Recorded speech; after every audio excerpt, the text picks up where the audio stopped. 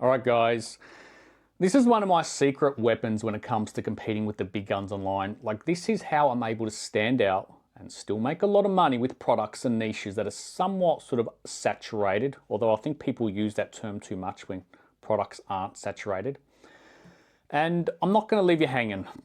What I do is I change the sales angle. So I'll explain how I do this with some examples and how I've done it in the past.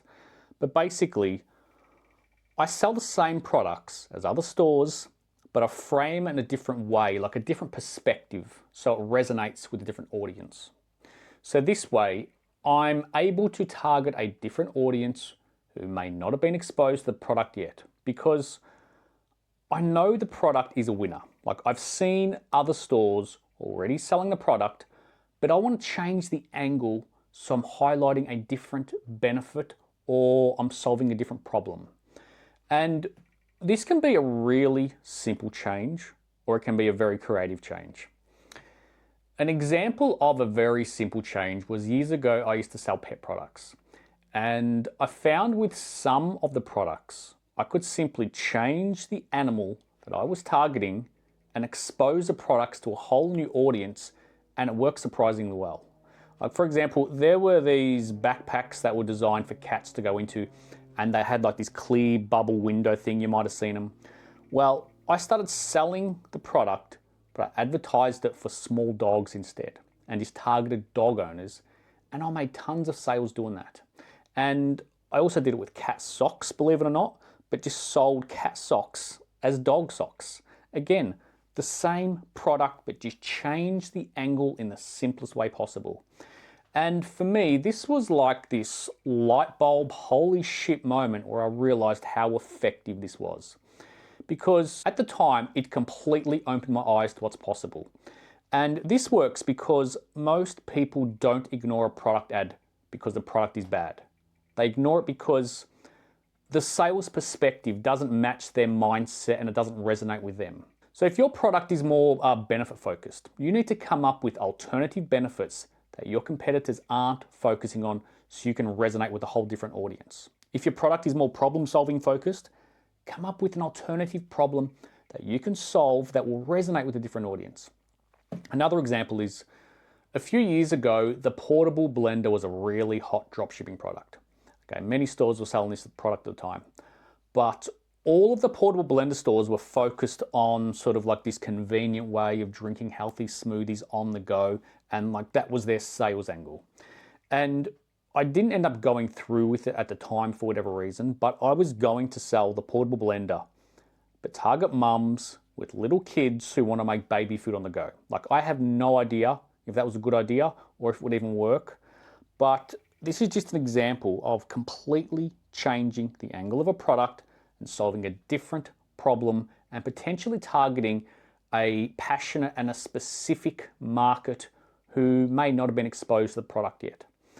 And this is especially powerful and effective for these types of products where you're building a one product store around the specific product. So look at a bunch of different stores selling the product that you want to sell and just ask yourself, how can I sell this in a different way? Like, come up with a reason why someone would care about your product. So can you change the main pain point of your product? Or can you come up with like the emotional reason why someone would want your product? Or can you change the main benefit or like the outcome of your product? Like, what will it do for your customer? And this will lead to you changing the market you're selling to and give them a whole new reason to buy your product. And this can be done with a lot of products when you just think outside the box.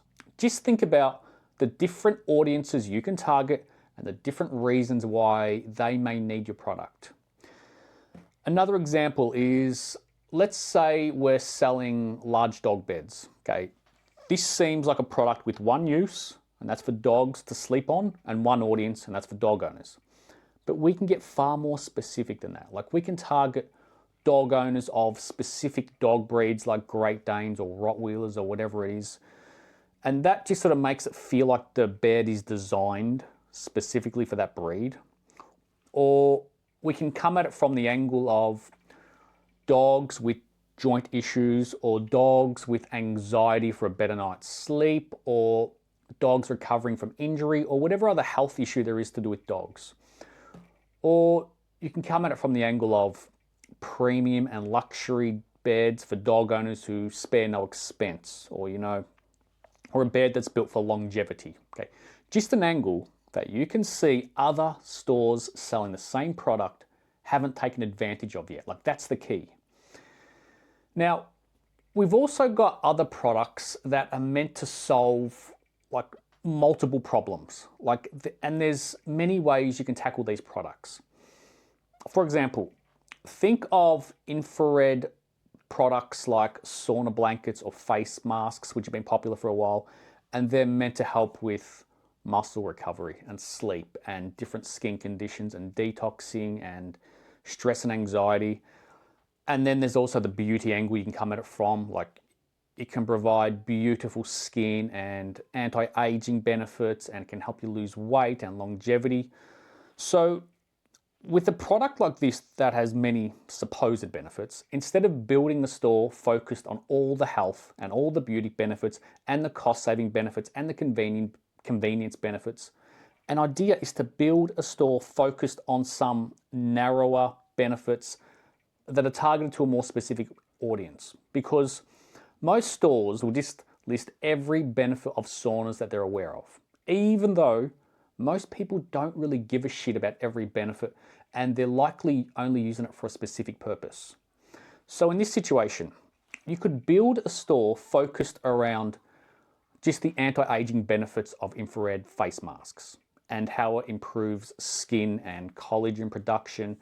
And you could have a store with a lot of social proof. You could have before and after images, which work really well. But you build the store around the specific problem it solves, so you're targeting a specific audience. Like, that's your unique angle.